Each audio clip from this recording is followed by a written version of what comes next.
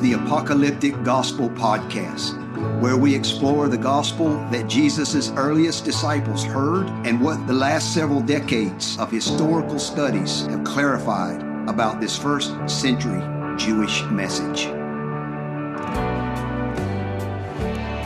Well, listeners, welcome back to another episode of our show. We're really excited to have you today. And here we are, season 3, guys. John and Bill, are you excited? I'm excited. Yep. Yeah, loving season 3. Yeah. It's been great so far. Really, our goals for this season, as we've talked about this a little in the past, this is our season on the Tanakh. And again, as you probably have noticed, we've returned to teaching. We've had one interview of a scholar thus far, but we've returned to teaching a lot like season 1. And the goal is really not to give you a bunch of conceptual information about the Tanakh, but to really help you connect the themes and the ideas from the Tanakh in the way that Jews did in the Second Temple period. Really, this is what, as we've talked about, undergirded their apocalyptic hermeneutic. So really, our aim in this season is to work through the books and the main themes of the Tanakh. And we said this several episodes ago, and we're going to continue to say it, is really to give you, as a disciple of Jesus, confidence that if all you had was the Tanakh and some of the sayings of Jesus, you would in no way feel disadvantaged in preaching the gospel or discipling someone. And I just think that is such an important thing, because as we've talked about, that is really what the apostles of Jesus had in the first century. They had the Tanakh and the sayings of Jesus. None of the letters of Paul had been written. The book of Revelation had not been written. Mm-hmm. So with that said, guys, we are several episodes in here, and we started with Genesis. Yeah, so we looked at, kind of creation and the structure of the universe and how divine sovereignty was understood within that view of a plurality of heavens, and how that plays forward in apocalyptic literature and the heavenly travels, and how that was understood in light of the coming day of God and the judgment and a hope of a new heavens and new earth. And so all of that really rests on their view of creation and the first verse, the creative act of God. Yeah, and we touched on creation as a paradigm for redemption, and how creation in a lot of Second Temple literature became like a paradigm for the redemption narrative. And as it was in the beginning, so it will be in the end. And so when we find in the book of Revelation, the last 3 chapters, a lot of this exact same imagery described in Genesis 1 and 2, it's no coincidence. It's because that's kind of how Second Temple Jews and of the apocalyptic persuasion saw redemption taking place. Yeah. So then we followed up on that episode on creation as a paradigm for redemption with 2 more episodes. One on Genesis 3, 6, and 11, where we looked at the curse and the Nephilim and the Tower of Babel, and really the important pattern of transgression and limitation and promise. And then that led us into an episode last week on Abraham and the redemptive narrative. Just how the context for Abraham was the Tower of Babel and God's choice or election of Abraham for a distinct role and purpose in redemptive history. And we saw that it would be through him and his family that the blessing would return to the nations. And we looked at some Second Temple literature as well, and saw how that affirmed and further developed the role of Abraham's family to be the family that was chosen to lead the nations out of idolatry. And of course, that's precisely what we see playing out in the New Testament. So with all that said, guys, today, listeners, we have a very special treat for you. Special guest with us, Rabbi Dr. Joshua Berman. Joshua Berman is a professor of the Tanakh at Bar-Ilan University in Israel, and he's a native of New York City, and he's a graduate of Princeton University, and he's the author of 2 academic books on the Torah, specifically Created Equal, how the Bible broke with ancient political thought, and Inconsistency in the Torah, Ancient Literary Convention, and the Limits of Source Criticism. His articles in biblical theology and contemporary society have appeared in the pages of Mosaic Magazine and the Wall Street Journal. Rabbi Dr. Berman has served as a member of the International Advisory Board for the Museum of the Bible in Washington, D.C., and his most recent book on addressing biblical criticism with an orthodox Jewish thought is Ani Ma'amin, Biblical Criticism, Historical Truth, and the 13 Principles of Faith. Well, Rabbi Berman, it's great to have you. Welcome to the show. Well, thank you, Bill and John and Josh. I'm really humbled. We have a line in the Mishnah in our rabbinic writings in the Ethics of the Fathers that says, "Who is wise? He who learns from every man." And the fact that you should reach out to a rabbi living in Israel to learn about what Scripture might say to Christians in the United States is not something that is immediately an obvious move. So I'm very humbled. I also want to say that how much I've enjoyed our kind of backstage banter prior to coming on the recording. That when I asked Bill, "So Bill, what do you do?" And he said, "Well, I raised 7 kids." How many of us, when asked, "What do you do?" would answer first something about the raising of our children? Right. So I've already gotten a huge lesson from this that I'm going to have to ponder for a long time. Oh, I love that. It's a real pleasure to be here. Yeah, well, it is definitely a pleasure to have you. Well, let's get started just with a little bit of an introductory question here. It's just for our listeners who aren't familiar with your work and who you are. Why don't you tell us a little bit about yourself and what led you maybe to a career in academia at the same time functioning in your role as a rabbi? Okay, so I'm American born. I was raised in the New York area. And after I finished my BA at Princeton, I made Aliyah, which means that I moved to Israel out of religious and Zionist and nationalistic motivations to come to the Holy Land, to be part of the Jewish people, and to come closer to the Almighty and His Word. I studied for a whole bunch of years in a yeshiva, that's a rabbinic seminary. But I found that whereas in yeshiva, most people are studying Talmudic texts, that I was more drawn to biblical literature. And I wanted to pursue this in a kind of rigorous way. And so I went into academia. That's really where I've had my home, at a place called Bar-Ilan University for the past 25 years or so. And I would say that most recently, by this I mean the last decade or decade and a half, a lot of my work has been dedicated to, I think, helping people out there, good people of faith, men and women, Jews and Christians, which might be part of why I'm on this program today, to help deal with the questions that come from people of faith from critical biblical studies. If once upon a time, things like documentary hypothesis or no proof for the Exodus, this was all sort of the stuff that was in the academy. It was in the ivory tower. And many of us, many good, common people didn't have so much to do with that ivory tower. But today, all of these claims, you don't have to go to a university to get in touch with this stuff. In fact, it comes rolling out of your computer screen, whether you want it or not, because it's just ubiquitous out there, and there are no filters that filter it out. And so a lot of good people who want to serve the Lord in truth, and that means when they hear an intelligent question, they want an intelligent answer. And they know that to run away from questions is not going to be a strong faith, and it's not going to be the truth faith the Lord wants from us. So kind of being with half a world, I'm a rabbi and a professor, this seemed like a worthy calling to turn my efforts to try to help understand the gap, the chasm between academic understandings of the Bible and faith understandings of the Bible in ways that help build a bridge of both intellectual and spiritual integrity.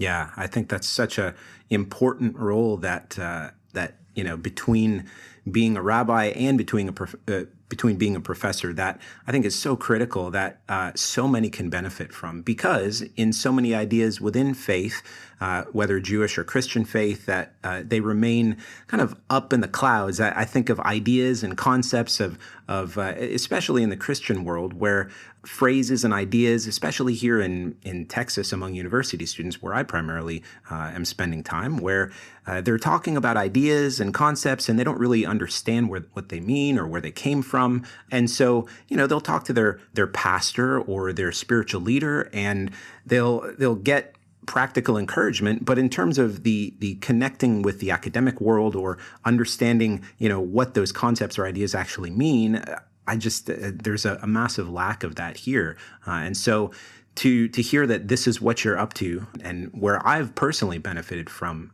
your work in that sense as well, is just really encouraging. So yeah, that's great. Yeah, I'll just add to what I said before, Josh, that so much of what I do is inspired by my Christian colleagues. And I don't think that I'd be able to do the things that I do without my deep connection with those colleagues. I'm speaking of people, just the names that might be better known out there. Kenneth Kitchen, particularly Jim Hoffmeyer. These are, conservative Christian scholars who are serious scholars and serious men and women of faith. John mentioned his own teacher, Sandra Richter. And what I saw in these people that I don't have here in my own camp are role models of how to do this. That is to say, Jews have a long intellectual tradition, but it's been kind of in a ghetto of sorts. Not a ghetto behind walls, per se, of persecution, but a kind of a ghetto of the mind. That we are devoted to studying our Talmudic texts, mostly what you see behind me, and not so much engaging the wider intellectual discussions, and certainly not things about biblical criticism. But because theology has always been done in a university setting in the Christian world, this is a natural kind of challenge that serious scholars and serious people of faith have gravitated to. And so, watching their model about how you don't have to give up your soul and give up your mind at the same time. This has been a huge blessing for me from my connections with those colleagues that I mentioned before. It's great. And my work, all of my work as a pastor. So I was raised as a missionary's kid. So I was raised in Central America, and so moving back to the States, I noticed this dynamic that the things that were filling all of the Christian churches were leading to a crisis moment for all of their young people, sometimes for their adults, specifically because there was no one engaging these conversations until they reached higher ed. And in higher ed, they just take delight in breaking these things down. And so I'm with Josh. That's kind of how I came across your work, was in the inconsistencies in the Torah. And so I think, for anybody who hasn't read any of Rabbi Berman's work, just really, really specifically, inconsistencies in the Torah for me is a good place to start. But specifically because a lot of those questions with engagement around critical scholarship, they happen sometimes too late, and it becomes really dangerous. So I love how you've engaged that. Yeah, so we're all fellow believers in the veracity of the Tanakh and its divine inspiration. And so maybe if you want to talk, Rabbi, about kind of do a little bit of overview of Wellhausen and JDP and some of the effects of that and your kind of criticism of that, your approach to that, the way you've kind of responded to those things that have largely have been widely accepted in the academy. And I remember, it just comes to mind, Dr. Richter. I remember her talking about how basically Wellhausen developed out of the whirlpool of evolutionary thought in the late 19th century, and that it kind of developed at the last possible moment before archaeology confirmed the veracity of the Tanakh and the historical dynamics. But the cat was already out of the bag and it was too late, and it's just kind of continued to spread for the last century. And so I don't know if you could kind of give an introduction to it and your thoughts on it and your approach. Sure. Okay. So when we use the phrase the documentary hypothesis, what we're referring to is, it really starts with this, that when you read the Torah, the Pentateuch, when you read it carefully, what you see is that a lot of stories kind of seem doubled. Obviously, famously, creation. There's both chapter 1, Genesis 1, Genesis 2 tell stories of creation. You see a bunch of things like very similar stories that happen twice, like that Jacob is named Israel twice, or that the place Beersheba is named twice, or wholesale differences and contradictions, that the narratives that are recalled in Deuteronomy that originate in Exodus and Numbers are told so differently that they are riddled with things that just doesn't add up. They don't jive well. And then we get to the laws, and we find that laws are repeated in several places in the Torah and the Pentateuch, and the iterations of the laws are not the same. So all of these things, which scholars identified as fissures, cracks, if you will, suggested that to them that the Torah does not cohere, that it's incoherent as a whole, and therefore it must come from different hands, different times. In the 19th century, this already was determined in the 17th century by Benedict Spinoza, and actually by Muslim theologians 6 centuries earlier. That's kind of an unknown chapter of all this that I'm working on now. In the 19th century, Wellhausen and his immediate precursors took it one step further. What they were really interested in was understanding the history of Israel's religious development. The 19th century in Germany is addicted to history. That is, everything must be shown to be, I don't know if so much evolution is the key word here, as much as historical development, how one thing leads to another, one thing builds from another. Right. And what Wellhausen set out to do was to demonstrate the history of Israel's religious thought within the Pentateuch itself. And what he tried to do was, based on these fissures, cracks, repetitions, discrepancies, was to kind of separate out 4 strands, just coincidentally matching 4 gospels. There are some that wonder whether that's a coincidence or not. And to say, well, what we really have here are 4 different accounts of Israel's history from creation until the wilderness trek of 40 years, and that they represent different stages of Israel's development. It's a very elegant and alluring type of narrative, because it shows how just everything fits. You know, you hear and you go, wow, one thing after another. But the devil is in the details, and a lot of it doesn't work out. The original sin, okay, of this type of endeavor, if I may use from Christian vocabulary, is this. On the one hand, Bible scholars, Wellhausen, and down to this very day, in the 21st century, Bible scholars to a one will all agree that the Bible, New Testament, Old Testament, is a product of the ancient world, and was written by people living in the ancient world, and therefore must be understood in that context. Every academic scholar worth his salt or her salt will sign on to that. However, they immediately contradict themselves, because when a modern scholar says, well, I don't know about this Noah flood business, because it says, you know, when you can't read it straight, because Noah gets on the ark like 4 times. It seems to be going back, looping back. And modern scholars say, well, you know, we wouldn't write that way. So if we wouldn't write that way, then then nobody ever in the history of humanity, in any other culture, at any other time, would write that way.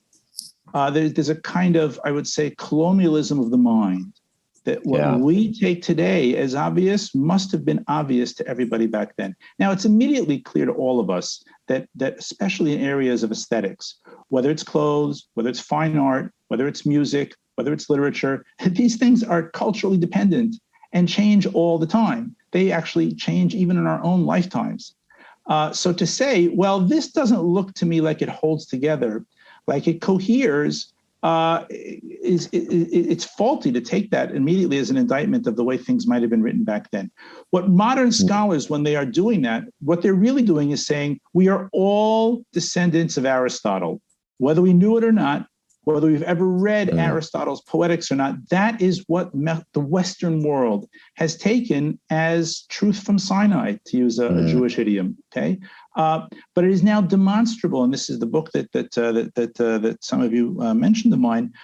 Its fundamental departure point is that we can look at ancient writings where we know for certain that they were authorized and written and composed by a single agent, and where many of these fissures, repetitions, discrepancies are widespread throughout. And it's not because there are multiple hands or because it's poor and faulty writing. What we need to do is, with humility, is to say, oh, I guess there were different literary conventions in existence at the time, and we need to recover those. We need to recover those, friends, to be good scholars And we need to recover those to be good readers of Scripture, no less. Yeah, absolutely. Excellent. Yeah, that's so good. So if just to talk about the New Testament for a second, if you have different accounts of where is it that Jesus gave the Sermon on the Mount, okay, then the answer is not to say, oh, well, if there's two different reportings of that, I guess he gave it twice.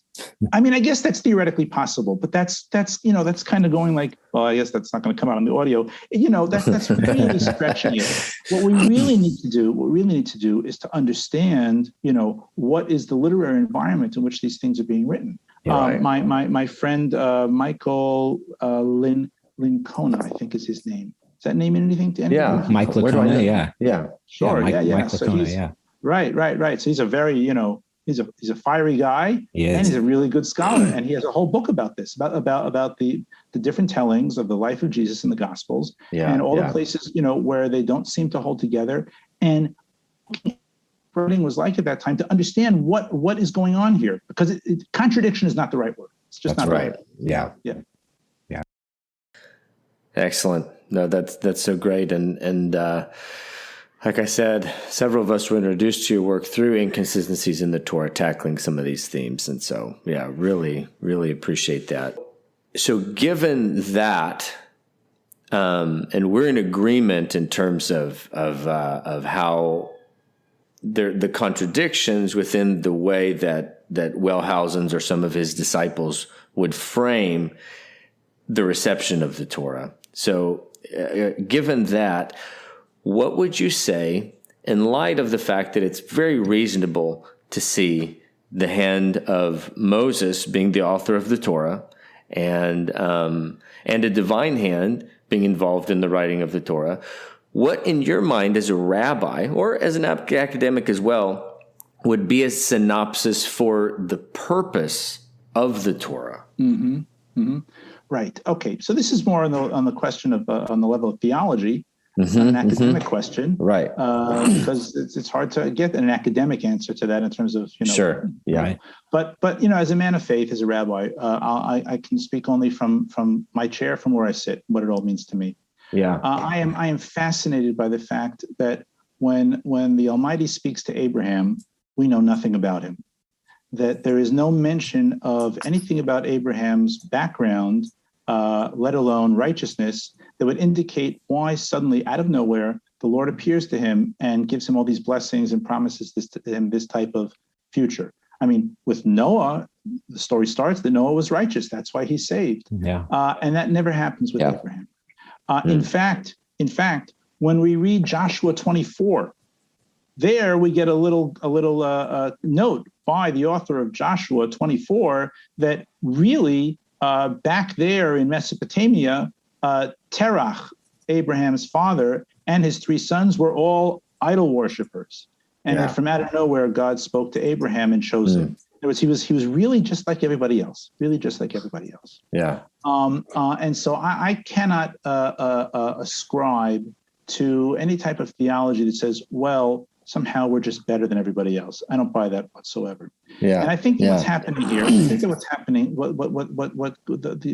the lesson that we're meant to derive from this, seemingly random choice of Abraham and his descendants to enter into a covenant with God is because there are many aspects of human development that only develop best within the framework of community. Let me explain. Let me use the contemporary situation in America, okay, to help bring this out. Obviously, each of us has our own connection with the Almighty, and we work on ourselves as individuals, and that's very important. But when you have an entire environment, when we come to church or to synagogue, and we're with other people who are like-minded, then we draw strength from that. And it's irreplaceable. I think we've all felt that keenly in this past year and a half of COVID-19. What it meant to us spiritually to be deprived of community, and what's true, I think, for men and women of faith in terms of their own local church communities, let's say, is also true on a national level as well. You can create a national culture that nourishes you. This is one of the things that drew me to come live in the state of Israel with the Jewish people. Not everybody here is religious. Not everybody here, maybe 20-25% of Israeli Jews are fully practicing. But nonetheless, there's something really beautiful. Let's say just Friday nights in Israel, everybody is with family over the dinner table, the Friday night dinner table. That is just part of the culture here. That's just a really beautiful thing. It's very, and it comes from having, the entire tradition and culture of the books behind me, informing Jews of all stripes. Everyone knows, well, the Sabbath is different. People will observe it in different ways, but it is family time, and it sets a high emphasis on the importance of family. So that I think that what the Torah is doing is saying, listen, following the first 11 chapters of Genesis, where things kept falling apart one after another, starting with the fall, moving to the flood, moving to Tower of Babel, that what God decides, at least in the way in which the narrative is presented to us in our received text, is, okay, I haven't been able to refine mankind the way I'd hoped. So we're going to try something new now. We're going to create a community, and we're going to create a whole bunch of laws that bind and bound that community, and to a great degree set them apart. The Sabbath laws set me apart. The dietary laws set me apart. Marriage laws set us apart. And the idea here will be to create a large culture in a small land, because the land of Israel is a small land. Israel is the size of the state of New Jersey. Okay, gets a lot of headlines, okay, but it's really small, really small. Yeah. And even today, almost all Jews in Israel live within a 2-hour drive of one another. Okay, it's that small. Wow. And so I think this is what the Torah is about. It's an attempt to create a community, not because Abraham was great, not because the Jews are great, but he had to do somebody. Why he chose Abraham, maybe his potential, I don't know. But that's what I see as the purpose of the covenant that we have in the Torah. Let's see if we can create a culture that lives up to high ideals by reinforcing one another and by separating them to some degree from all the other stuff that's going on around. That's good. I also I've also appreciated some of the work of Christine Hayes and some of the stuff she's done on particularity in the Torah and basically presenting that the purpose seems to have been in some of the laws. She's going to argue, because a lot of people try to find a lot of rationale in the laws. And she says, some of them, you just can't really find anything except for God really wanted them to be different. God really wanted them to stick out. And it was that communal dynamic of they'd be able to relate to one another as being a holy people. And so... Let me just add that I think when you take the Bible as a whole, the Old Testament as a whole, what comes out is just really what it's about is about how Israel is failing in that calling. That's what most of the book is about. Yeah, not living up to it. So rather than being a kind of a celebration of of some special status, it's mostly you have what you're supposed to be doing, and if you're not doing it, well then the deal is off. Yeah, that's a good point. Rather like looking forward in the Tanakh, kind of what the reason kind of we're starting here, apart from the fact that you have to begin with the Torah, is that we're gonna kind of view going forward that both in the Tanakh, and we would argue beyond the Tanakh, both in the New Testament and even theologically into history, that the covenant really becomes a theology of history and how you understand what God is doing in the world.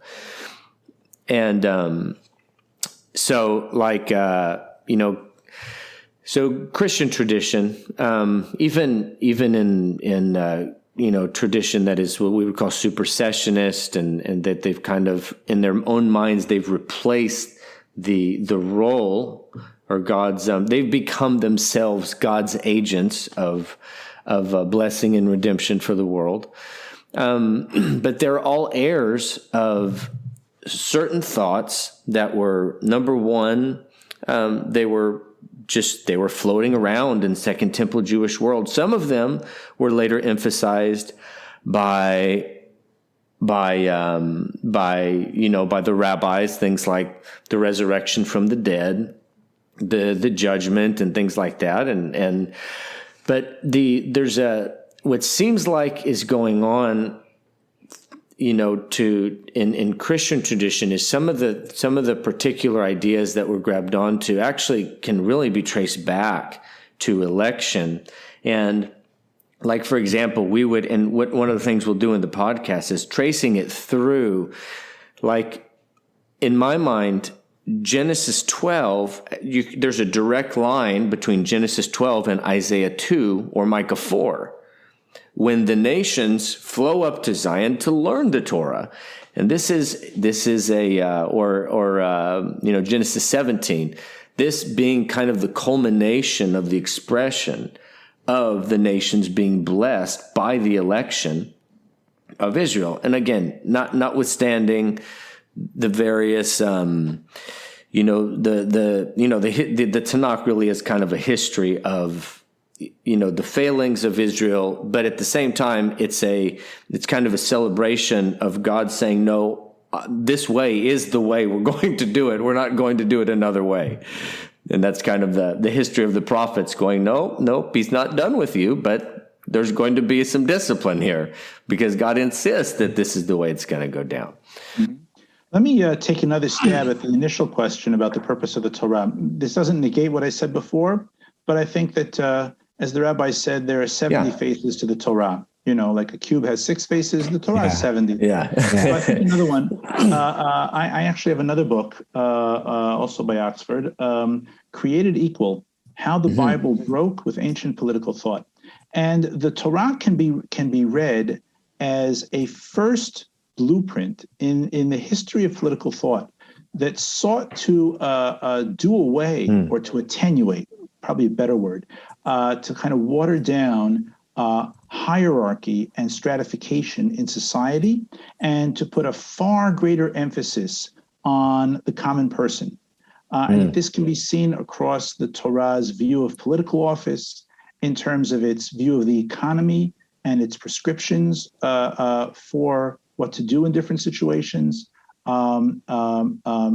It's many aspects of its theology. All of this kind of flow together to create, and this was really a wildly radical idea because, in the ancient world, if you think of just like the type of world that we encounter in Genesis 48, the Joseph stories, there's a Pharaoh, and there's a Potiphar, and there's a Joseph, a slave, and everyone knows their station in life, and there's no such thing as social mobility, and it isn't even that they. Well, wow, we never thought of that. No, had you tried to explain to people back then, and this is true in Egypt or in Greece or anywhere else, this notion that we take as sacred, practically, of social mobility as a desideratum, they would have said, that is a recipe for anarchy. Only when people know their place will things be able to function properly. And so with no precursor whatsoever, and without serving any interested party, this isn't pro-Moses or pro-Aaron or pro-priests or pro-David or pro-Saul. The Torah comes up with this system that really sets us on the path towards what we call equality today. And it's not an accident that in the early modern period, political thinkers, especially in England and in the U.S., turned to the Torah specifically for their political ideas. There's a wonderful book by Eric Nelson at Harvard about this, about how the founding fathers and their parallels in England sought political wisdom from the Torah on these issues. That's great. So like I was hinting at before, so in our minds, what we see happening with the covenant, both Genesis 12, Genesis 17, as well as up in Exodus 20, is we see the election of what we would call, or like sometimes called in the Hebrew Bible, the elder brother. The older brother is chosen for the sake of the blessing of the whole household.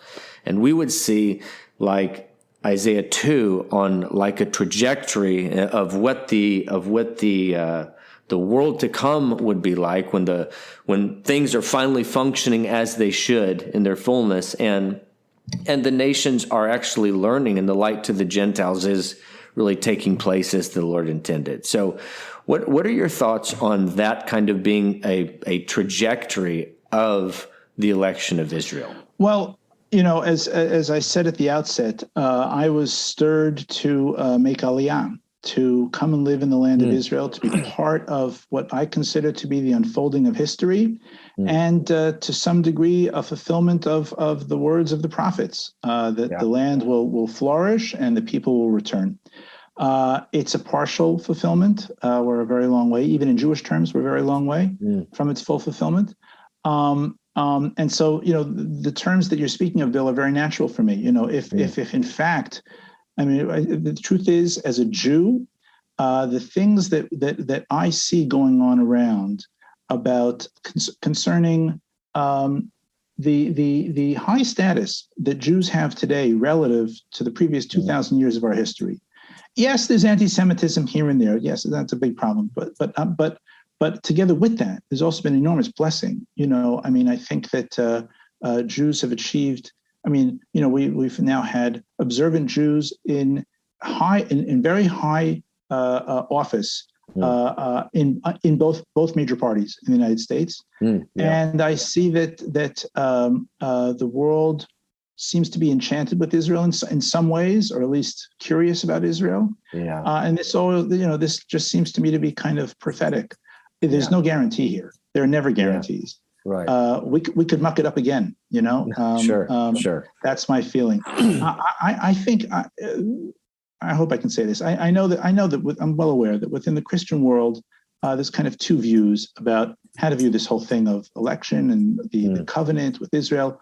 One that says, well, that's all been abrogated. That was old and it didn't work, and God was fed up with that and moved on to a different model as laid out in the New Testament and in subsequent Christian writings.